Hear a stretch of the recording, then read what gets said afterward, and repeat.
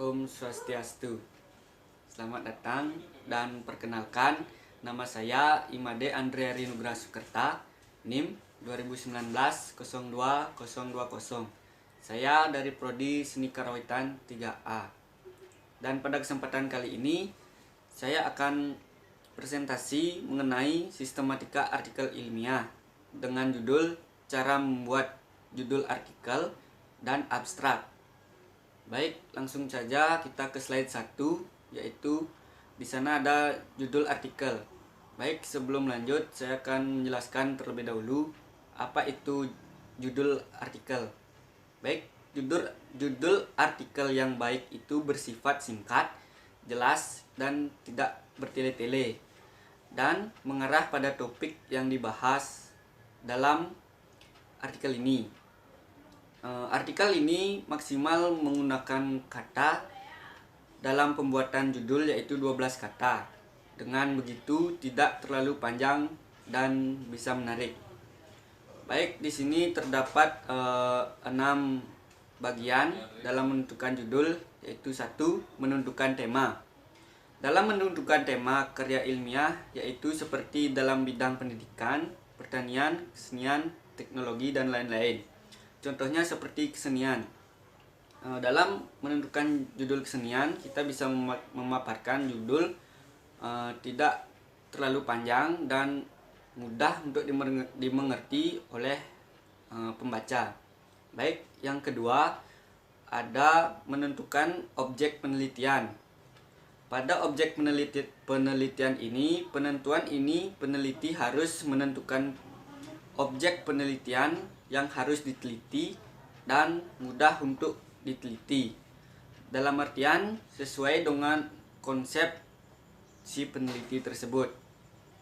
Baik, lanjut yang ketiga, memaparkan hasil penelitian. Memaparkan hasil penelitian ini menemukan apa yang diteliti dari objek yang diteliti, pengaruh, kualitas, manfaat, fungsinya, sejarah, dan repertoarnya. Dalam memaparkan hasil penelitian ini, tentunya penulis harus memaparkan secara jelas, mulai dari pengaruh, kualitas, manfaat, fungsinya, sejarah, repertoar. Misalnya pada kesenian Bali mengambil tema kesenian dan di sana menjelaskan fungsi gamelan Bali sebagai upacara adat. Misalnya bisa seperti itu. Dan pada bagian keempat ada bagian objek penelitian. Pada bagian objek penelitian, bagaimana dari objek yang diteliti masih tetap dalam konteks karawitan, kita menentukan bagian mana yang akan diteliti, seperti fungsi gamelan tersebut maupun hal lainnya. Lanjut saja. Nomor 5, menentukan media penelitian. Dalam menentukan media penelitian ini, yang dijadikan bahan sehingga kita dapat menghubungkan apa yang diteliti dengan bagian yang diteliti. Masih bersangkutan antara bagian objek penelitian dan menentukan media penelitian. Maksudnya yaitu menentukan media penelitian ini, media apa yang akan kita gunakan dalam melakukan penelitian tersebut. Misalnya seperti tempat atau lokasi dan narasumber. Seperti itu ya. Dan yang keenam, membuat kalimat untuk judul. Dalam pembuatan kalimat untuk judul ini, yang tepat dalam menggabungkan tema. Objek merupakan suatu yang diteliti dan bagian yang diteliti maupun medianya. Baik, kita lanjut ke slide 2, yaitu di sana ada pembagian penulisan karya abstrak. Dalam penulisan abstrak ini saya dapat bagi menjadi 2, yaitu penulisan abstrak dan penulisan abstrak secara yang benar. Sebelum lanjut, saya akan menjelaskan terlebih dahulu apa itu abstrak. Abstrak merupakan penggambaran artikel secara keseluruhan, mulai dari latar belakang, metode penelitian, hasil penelitian atau pembahasan, kesimpulan, dan keyword atau kata kunci. Abstrak inilah yang mencantumkan alasan mengapa artikel ini dapat dibuat. Dan abstrak ini juga dapat berupa bahasa Inggris atau Indonesia dengan jumlah kata tidak lebih dari 1.500 kata. Yang kedua, menjelaskan latar belakang. Baik, maksud saya yang pertama, di sini ada 6 atau 5, maksud saya 5 komponen, yaitu yang pertama menjelaskan latar belakang, yaitu latar belakang merupakan penjelasan dalam bentuk uraian paragraf yang berisi alasan mengapa sebuah karya tulis dibuat. Misalnya, kalau untuk karya ilmiah berarti kamu harus menjelaskan mengapa topik karya ilmiah ini dibuat. Kalau proposal, pensi, mengulas alasan mengapa pensi tersebut harus diadakan.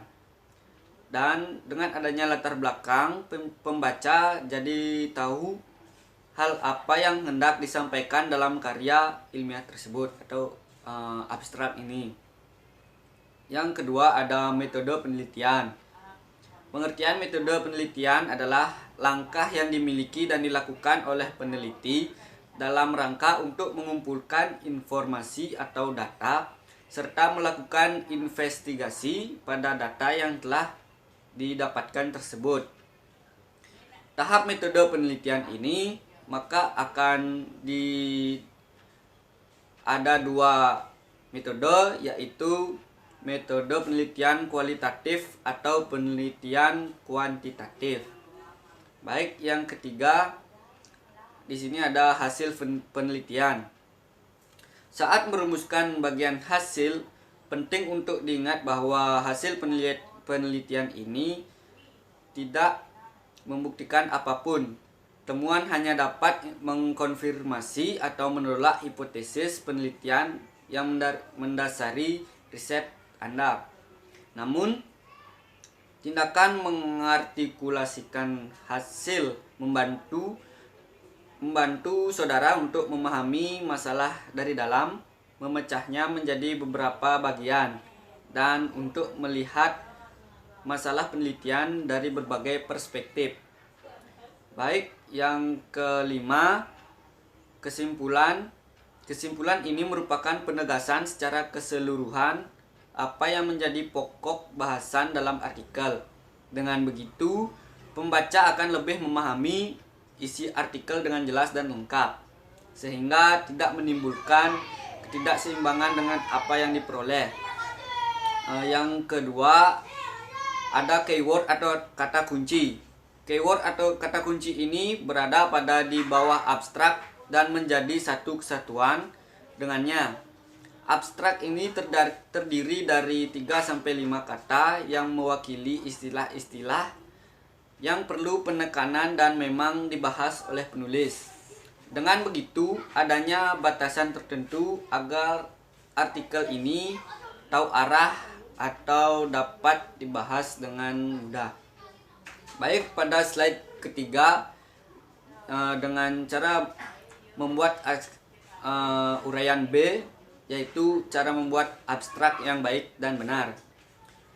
Pada komponen pertama, di sana ada format penulisan. Format penulisan ini dibuat dengan rapi dan benar. Format penulisan ini meliputi seperti gaya huruf, spasi, jarak antar garis, dan jumlah kata. Baik, komponen kedua yaitu penulisan bahasa asing. Penulisan bahasa asing dalam pembuatan abstrak harus dicetak miring dalam penulisannya. Tidak hanya mencakup bahasa Inggris saja, tetapi juga mencakup bahasa ilmiah lainnya seperti bahasa yang pada umumnya atau formal. Baik, yang ketiga ada jumlah paragraf. Setiap pembuatan abstrak terdiri dari 3 paragraf, yaitu pada paragraf pertama membuat judul penelitian, rumusan masalah, latar belakang. Dan pada paragraf kedua membuat metode penelitian yang digunakan, teknik analisa dan teori. Dan pada paragraf yang ketiga menggunakan atau isi dari paragraf ketiga yaitu hasil dari penelitian yang sudah dilakukan pada penelitian. Dan komponen yang keempat yaitu bahasa. Bahasa yang digunakan dalam pembuatan abstrak ini tentunya bahasa Indonesia yang formal dan bahasa Inggris yang terletak di bawah abstrak tersebut yang menggunakan bahasa Indonesia. Baik, komponen kelima yaitu ada keyword lagi atau kata kunci. Pengertiannya sama seperti di atas, yaitu berada di bawah abstrak dan menjadi satu kesatuan dengannya. Abstrak ini terdiri dari 3-5 kata yang mewakili istilah-istilah yang perlu penekanan dan memang dibahas oleh penulis. Dan komponen terakhir yaitu penulisan singkat, padat, dan jelas. Penulisan abstrak yang akan dipaparkan secara rinci dengan singkat, padat, dan jelas, seperti halnya dengan kesimpulan pada umumnya. Baik, demikian presentasi dari saya. Mohon maaf apabila ada kesalahan kata maupun situasi di daerah saya. Baik, untuk mempersingkat waktu saya ucapkan terima kasih dan presentasi ini saya tutup dengan Parama Santi. Om Santi Santi Santi Om.